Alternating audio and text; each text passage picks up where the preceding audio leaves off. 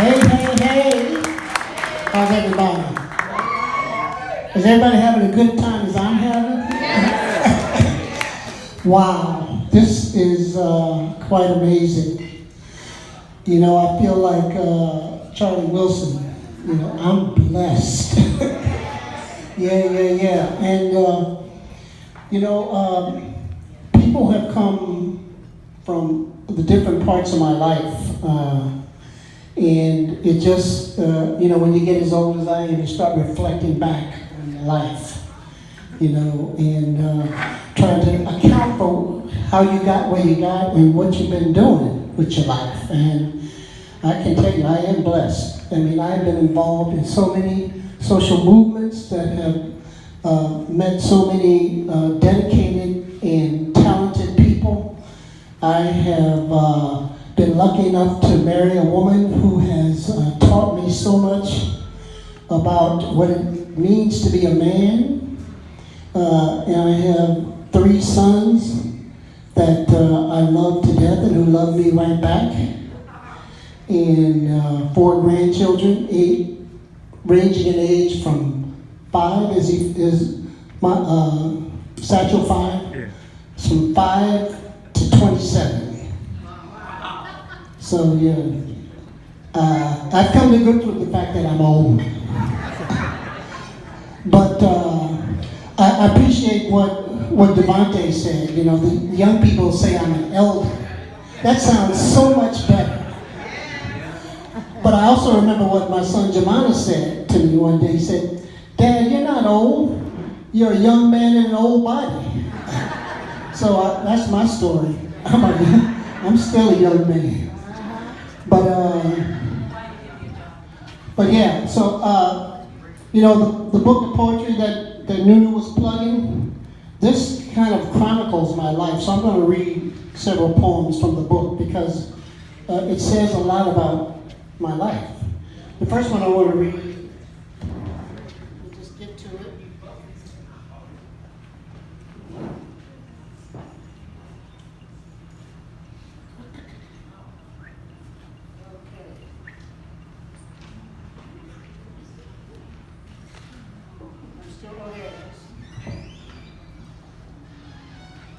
This one's called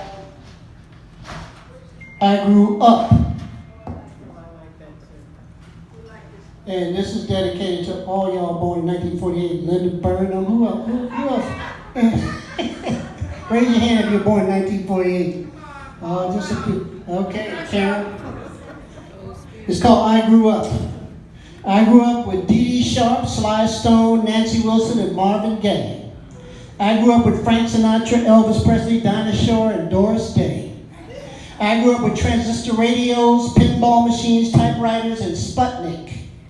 I grew up with Ike, JFK, LBJ, and Tricky Dick. I grew up with Red Hots, Jujubes, Abba Zabbas, and Milky Ways.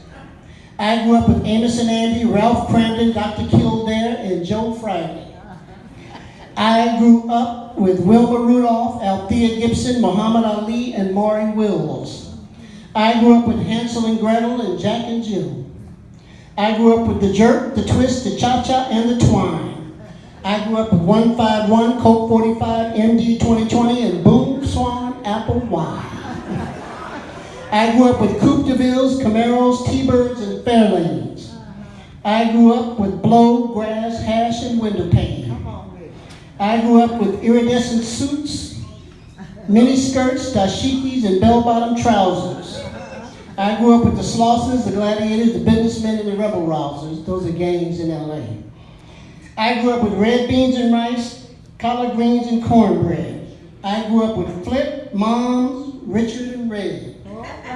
I grew up with Malcolm, Angela, Rosa, and Martin.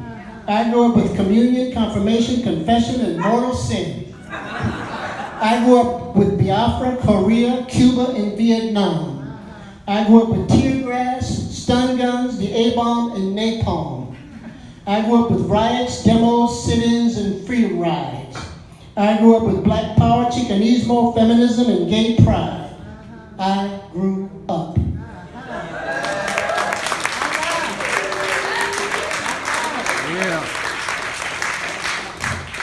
Yeah, you know, Max, when he was up here, talked about the University of Wisconsin. In 1969, I was part of the Black Student Strike, and it was a life-changing experience for me. You know, because I didn't know you could get in the streets and block buildings and change shit. You know, I'm like, damn. You know, that movement was part of a larger movement, a black student movement that was located in over 500 universities across the country, where black students and their allies were shutting down shit. That's right. Was demanding shit and getting shit. That's right. And the reason why we have African American studies, ethnic studies today is because we took to the street. In San Francisco State was one of the first universities to go on strike. UC Berkeley followed. All over the country, we were demanding that our lives mattered. That we needed to have a curriculum that reflected who we were and our history and our culture and our contributions to these United States of America. And so we got it. And that propelled me into a lifetime of social justice work. It wasn't really until I got to Seattle and met John Powell, who encouraged me and brought me into the social movements in Seattle. As he said, we founded an organization called Food Education for Action, which was a food justice organization before the term food justice was even formed. And then I went on to be a leader in the anti-apartheid movement at the American Friends Service Committee. So I want to read a poem about that time.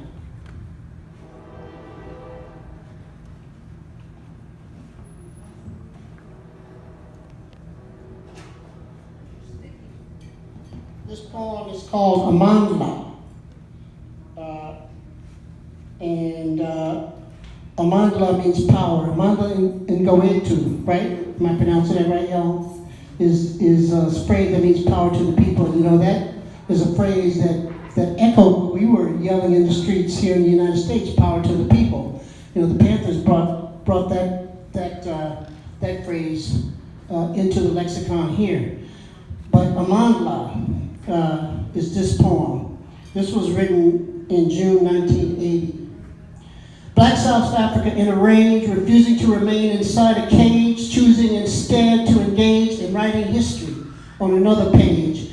Mozambique, Angola, and Zimbabwe have set the stage for Soweto school children come of age.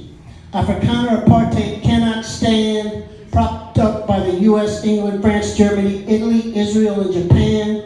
Africa has taken the gun in hand and to liberate themselves, to free the land. The days are numbered for the man, for Boeing and Ford and Anglo-American. Umkhonto we Sizwe, the ANC, are leading the way to liberty, struggling to forge the unity of a nation determined to be free. It's up to them, but as for you and me, we must pledge our solidarity. For the beginning of the end has begun. It will not be over until the war is won. The stakes are high. It's all or none. It's either death in the shadows or life in the sun.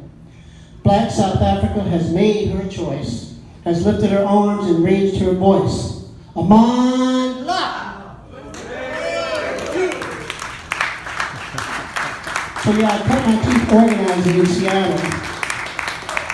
I went on to be a community organizer with the Central Area Motivation Program. I organized against police brutality and gentrification in the historic home of the black community, the Central District of Seattle. And, you know, we talk about police brutality today, but it was rampant all over the country. So I want to read a poem I wrote about a man who was chokehold to death in the King County Jail. And we organized and we were able to get the chokehold banned in Seattle. So let me just read that.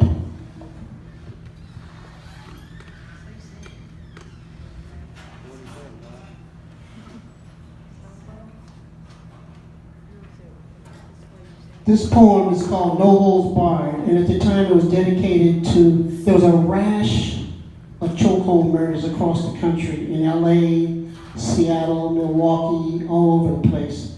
So this is dedicated to Riley Frost, Shelley Johnson, Ron Settles, Ernie Lacy, Neville Johnson, Arthur McDuffie, and the 15 chokehold victims in Los Angeles, and the thousands of victims of police brutality in America. No holds barred. On January 19, 1983, another brother fell, the victim of illegal lynching in the King County Jail. Strangled to death, so I'm told, one more victim of a policeman's chokehold. Riley Frost died because he was black. Racism runs rampant, and that's a fact. From Ronald Reagan to a King County jail guard, the message is clear. No holds barred. No holds barred is open season, and if you ask what is the reason, the system's in trouble and black folks to blame. So say the right wingers, so they claim. The message is clear, it's no holds barred. Capitalism's in trouble and times are hard. So Reagan balanced the budget on the workers' back, and we bear the brunt because we're black. As imperialism is threatened by third world liberation, as people of the world throw off exploitation, they build up the military to choke off the threat, and we pay the price, and we ain't done yet. From Miami to Milwaukee, the message is the same. In LA and Seattle, it's all the same game. In this society, black lives are not respected one bit. The police don't protect us, they serve private profit. So it's no holds barred on police brutality, no holds barred on white supremacy, no holds barred on workers' repression, and none whatsoever on racial oppression. So we struggle for justice in an unjust nation. We fight for our rights and against exploitation. We defend ourselves and take our stand. We confront the government and make our demands. We demand an end to chokehold abuse. We will not live with our necks in a noose. We demand justice for Frost and all of the others. We will not stand for the murder of our sisters and brothers. We will struggle to move the masses to unity, to fight racism and war and fascist mentality, for our struggle is not against just one jail guard, but against a system, and it's no holds barred.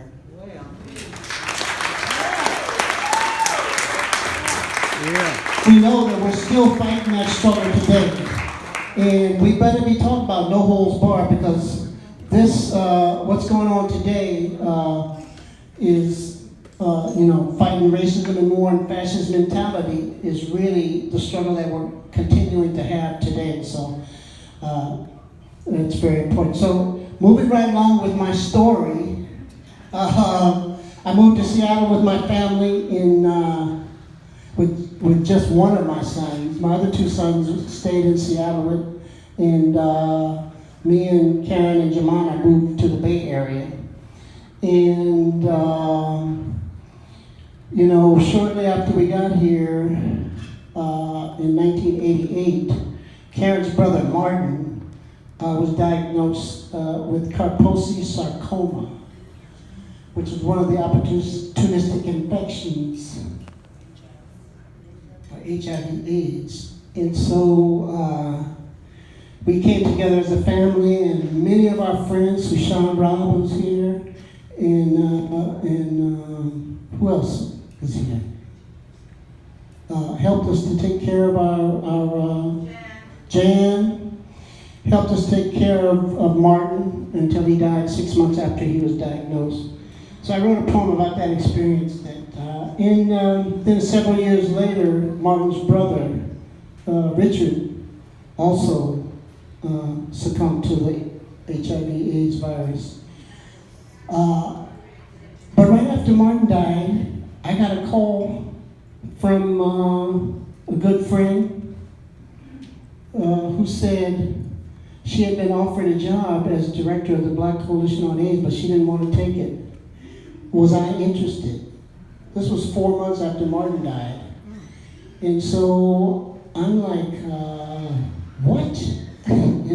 It seemed like that was the path I needed to be on. So I immediately said yes. And I ended up being the executive director of the San Francisco Black Coalition on AIDS for 6.5 years. And that was the hardest job I've ever had because people were dying all the time, and we were fighting racism in the gay community, and homophobia, and fear of drug users in the black community.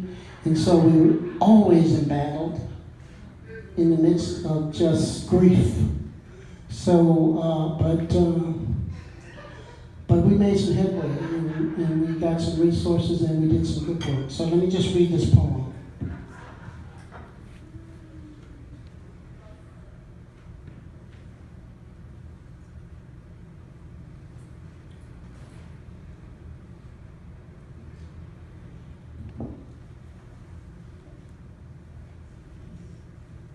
This is dedicated to Karen's brothers, Richard and Martin, and it's called Again. Again, like the life-giving globe I rise, a new day is born as the old one dies. Shit, shower, shave, nothing is certain but taxes engraved. Underwear, pants, shirt, socks, and shoes, it's not even Monday, still got the blues. Again, she who slept snugly by my side, raises her head neath pillow where she hides. She bathes her body and washes her hair, mumbles and grumbles about what to wear. Finally, she's dressed and ready to go to work, to school, running to and fro. Again, the young one who came from her womb emerges from his self-imposed tomb. Where is he? There he is. Shirt 2 sizes too big, baggy pants sagging. Don't be late for school, I'm constantly nagging. Again, we run the routine of the day. Do this, do that, there are bills to pay. While again he, the brother of she, the mother and wife, lays downstairs in his bed, clinging to life. Purple lesions appear on his head and his feet. Toxo, pneumo, MAC are the enemies to defeat. Like his brother before him, the disease takes his toll. Like his brother before him, love surrounds his body and soul. Again, the 2 sisters attend to his needs with family and friends who do their good deeds. Again, his mother flies across the continent to say her goodbyes. And again, like the proverbial nocturnal thief, death steals him and leaves only anger and grief. The virus struck first his brother, now he the same age. At 38, he like him is a bird released from his cage. Again, he like him succumbed to the AIDS enemy. Again, he like him is a loving memory. Pictures and objects remind us of times good and bad. We laugh, we cry, we're joyous, we're sad. But again, like the sun, we rise to greet the new day, to live out our lives. We look forward, look back, look here and now. We struggle to know the why and the how. We continue to eat, sleep, breathe, love, and sin. And death comes and life comes again and again.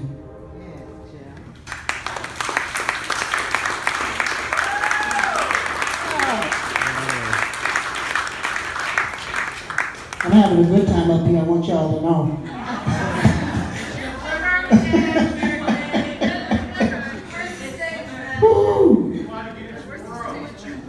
So, I want to read just 2 more poems, or 3 more poems. Are y'all with me? Can I read 3 more? Okay. I want to bring us up to the present because, a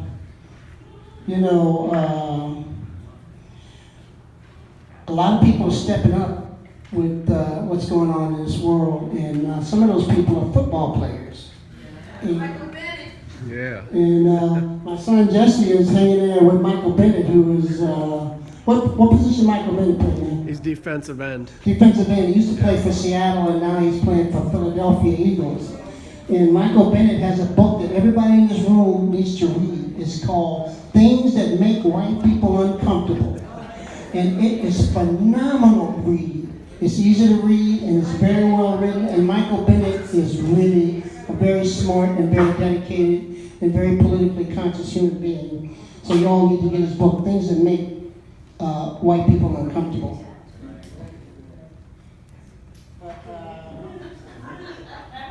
I'm going to read a poem that's dedicated to Colin Kaepernick, because Colin kicked this stuff off, man. It's called On Bended Knee. Oh, say, can you see by the dawn's early light that all is not right? On bended knee we fight the perilous fight. In the land of the free we take a knee for all to see that we won't stand for police brutality. We won't bow to white supremacy. The home of the brave is also the home of the slave. We bend the knee to save a nation from its grave. We kneel to heal a nation in undeniable denial. A nation on trial for its crimes against humanity. Remember Wounded Knee? Remember our Jim Crow legacy? We bend the knee to the ground because we are bound by a sacred duty and a solemn oath to stop the growth of a malignant immorality and a racist mentality. We kneel in prayerful pose with head held high, eyes focused on the prize, fists raised to the skies. We kneel and sound a death knell to the notion that all is well, to the fake news and false fables, to the slanderous lies and libelous labels. We will stand and proudly hail the broad stripes and bright stars when we are no longer behind bars out of the prisons and jails. Until then, we bend a knee in the land of the unfree, in the home that we crave. Yeah. I just want to leave you with a couple poems that I really love these poems, and and you'll see. This one was dedicated to Ranger Rob. Ranger Rob, Sushan Rob is a ranger in one of our parks here in Richmond, and she took us out to see the Monarchs. Yeah, anybody go out to see the Monarchs? Y'all know about the Monarchs? Well, you know they're an endangered species, and they're going to be even more endangered with the Trump administration, and so you better go see them when you can. But I was so inspired, Ranger Rob, by the Monarchs that I wrote a poem about them. And some of this poem contains some of the dialogue, actual dialogue that we were having while we were watching these Monarchs. So let me just read. It's called The Flight of the Monarchs.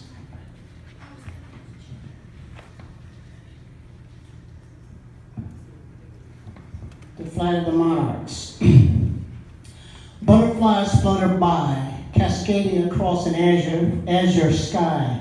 They breeze through spice-scented eucalyptus trees, gliding high among the spreading leaves. Ebony and orange on ardent air arise, silently streaking through sacred skies. On the weightless wings of a peaceful prayer, whispered through the velvet air. Majestic monarchs perch in clustered colors, caressed in the arms of ancient arbors, erupt in ecstatic flight of free-fall fancy, to their tacit tune joyously dancing.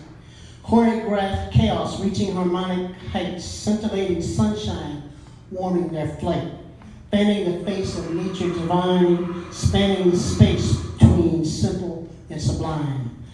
Noble nomads mark the springtime spent, winging their ways to this winter wonderment, parading in procession across open heavens, fleeting lifetimes flowing 7 by 7. From precipitous slopes to the Bay Area's Bay Shore seaside, arriving to greet the receding tide. The horizon awash in a splash of hues, serenely suspended in meditative muse. Now, with vernal equinox returning, monarchs make their eastward journey to breed and feed on the sweet milkweed, to fertilize the cornstalk seed. Then emerges the caterpillar from its silken womb, transforms within its chrysalis cocoon. Reborn royalty makes its westward run to dance on air with the morning sun.